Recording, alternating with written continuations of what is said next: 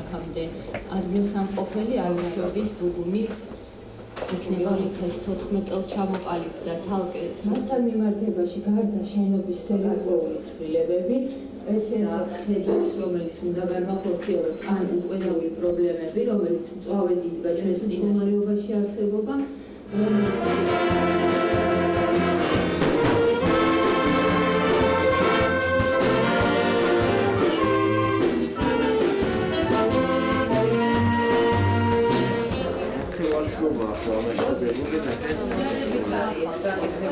საჩუქრად, სუვენირად ფანტაზიურად.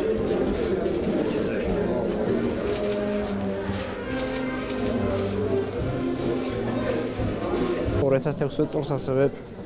გაგებულება ძალიან ბევრი საინტერესო ღონისძიების განხორციელება ტრადიციულად 26 მაისის ღონისძიებასთან,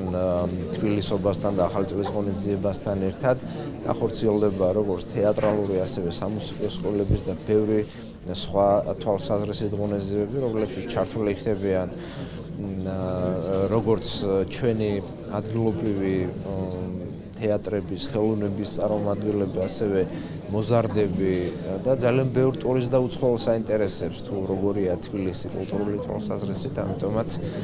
ბევრი ისეთი საინტერესო ღონისძიება იქნება, რომელიც დაამახსოვრდებათ როგორც ჩვენთან ამოხალხეებს, ასევე დაამახსოვრდებათ უცხოეთიდან ჩამოსულ სტუმრებს. სამსახურის წინაშე არსებული გამოწვევების და შესრულებები შევაჯამეთ, განვიხილეთ ის პროექტები, რომლებიც უკვე შესრულდა და ვაპირებთ, რომ 2016 წელს განვაგრძოთ ან განვახორციელოთ ახალი.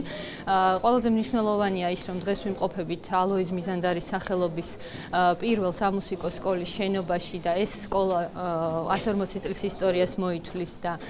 პირველად აქვს საკუთარი შენობა გარემონტებული.